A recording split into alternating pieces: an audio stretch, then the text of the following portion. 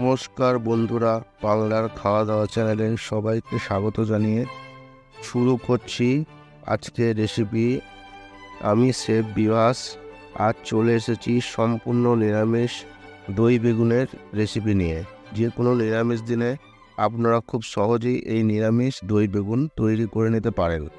গরম ভাতের সঙ্গে তুলনা নেই। এছাড়া রুটি, পরোটা, ফ্রায়েড রাইস, পোলাওয়ের সাথেও এই রেসিপিটা খুব ভালো লাগে।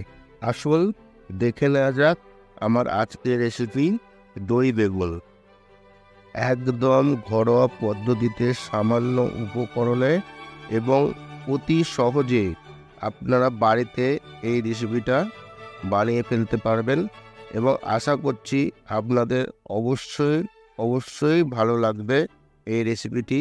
ভালো লাগলে আপনারা অবশ্যই আমার সঙ্গে থাকবেন। আসল দেখে নেওয়া যাক। দই বেগুন বানানোর জন্য আমি বেগুনগুলোকে এইভাবে কেটে জলে ভিজিয়ে রেখেছি যাতে বেগুনগুলো কালো না হয়ে যায়।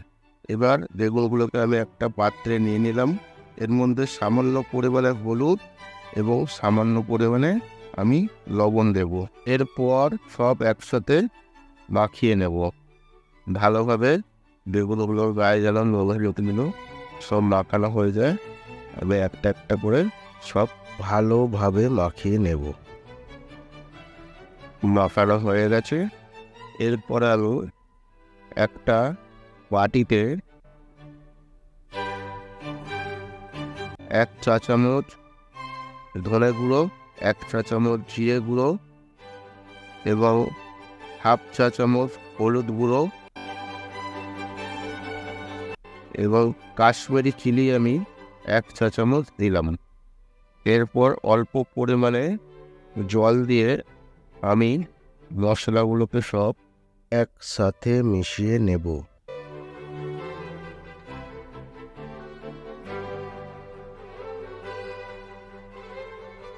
মশলা মেশানো হয়ে গেছে। এরপর আমি একটা কড়াইতে তেল দিলাম। তেল দেওয়ার পরে আমি গোটা গরম মশলা গরম তেলের মধ্যে দিয়ে দিলাম। আমি 4টে এলাচ নিয়েছি, 2টো দারচিনি, একটা তেজপাতা, 4টে লবঙ্গ। এর মধ্যে আমি গুঁড়ো মশলাগুলো যেগুলো মিশিয়ে রেখেছিলাম জলের সঙ্গে সেই মশলাটা দিয়ে দিলাম।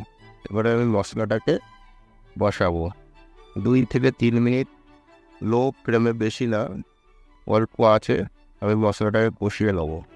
এরপর এর মধ্যে আমি নুন হলুদ মাখানো বেগুনগুলো একটা একটা করে সব দিয়ে দেব। এইভাবে বেগুনগুলো দিয়ে দিলাম।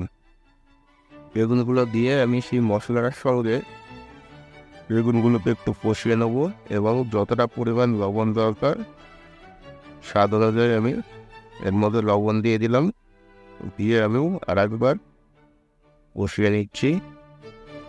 2 থেকে 3 মিনিট আমি বেগুনগুলোকে মশলার সাথে কষিয়ে নেব। এরপর আমি এর মধ্যে 1 কাপ পরিমাণ জল দিলাম। দিয়ে আমি ওগুলো ঢাকা দিয়ে দেবো এবং বেগুনটা যাতে সিদ্ধ হয় 5 থেকে 6 মিনিট আমি ঢেকে রাখবো। এবার আমি একটা পাত্রে 50 গ্রাম মতো কাজু নিয়ে এলাম, ভাঙা কাজু। এর মধ্যে আমি 4টে কাঁচা লঙ্কা দিলাম। ঝাল আপনারা যেরকম খাবেন সেই পরিমাণে কাঁচা লঙ্কা দেবেন। আমি এই কাজুটাকে 5 থেকে 6 মিনিট ভিজিয়ে রাখবো, তাহলে কাজুটা ভালো পেস্ট হবে। 5-6 মিনিট ভিজিয়ে রাখার পরে আমি কাজুটাকে পেস্ট করে নেবো। কাজু এবং কাঁচা লঙ্কা যেটা ছিল লঙ্কাটাকে একসাথে পেস্ট করে নেবো।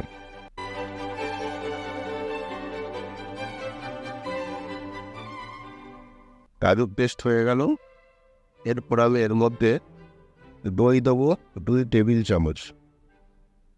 টক দই, অবশ্যই টক দই 2 টেবিল চামচ টক দই দিলাম। এবার আমি এটাকে একসাথে আরেকবার পেস্ট করে নেব। দেখুন পেস্টটা কত সুন্দর হয়েছে, পেস্ট হয়ে গেছে। এরপর আমি দেখি 5 মিনিট মতো আমি বেগুনটাকে ঢাকা দিয়ে রেখেছিলাম। 5 থেকে 6 মিনিট হবে। দেখুন কত সুন্দর বেগুনটা সিদ্ধ হয়ে এসেছে। ভালো করে বেগুনটা কষানো হয়ে গেছে।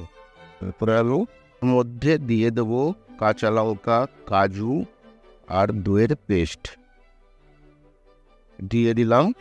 এরপর আমি গ্রেভিটাকে হালকা নাড়াচাড়া করব, সবগুলো একসাথে মিশিয়ে দেবো। গ্যাসের ফ্লেমটাও আমি লো রাখবো, না হলে দইটা কেটে যেতে পারে আর কাজুটা নিচে ধরে যেতে পারে। সেই কারণে আমি অল্প আঁচে এটাকে রান্না করব। ঢাকা দিলাম, আমি 3 থেকে 4 মিনিট ঢাকা দিয়ে রাখলাম। এরপর আমি এর মধ্যে দেবো 1 চা চামচ চিনি আর 1 চা চামচ ঘি। এরপর আমি 2 মিনিট রান্না করব। দেখুন গ্রেভির থেকে কি সুন্দর তেল ভেসে উঠেছে। আমার দই বেগুন একেবারে তৈরি হয়ে গেল। দই বেগুন ভাতের সঙ্গে বা রুটির পরোটার সাথে খুব ভালো লাগবে। নিরামিষ দিনেও পোলাও বা ফ্রায়েড রাইসের সঙ্গে পরিবেশন করতে পারেন। রেসিপিটা কেমন লাগলো অবশ্যই জানাবেন। ভালো লেগে থাকলে বাড়িতে অবশ্যই একবার ট্রাই করবেন। আমার চ্যানেলে নতুন বন্ধু হয়ে থাকলে চ্যানেলটি অবশ্যই সাবস্ক্রাইব করে নেবেন। আবার হাজির হব নতুন কোনো ভিডিও নিয়ে। সুস্থ থাকবেন, ভালো থাকবেন। নমস্কার বন্ধুরা।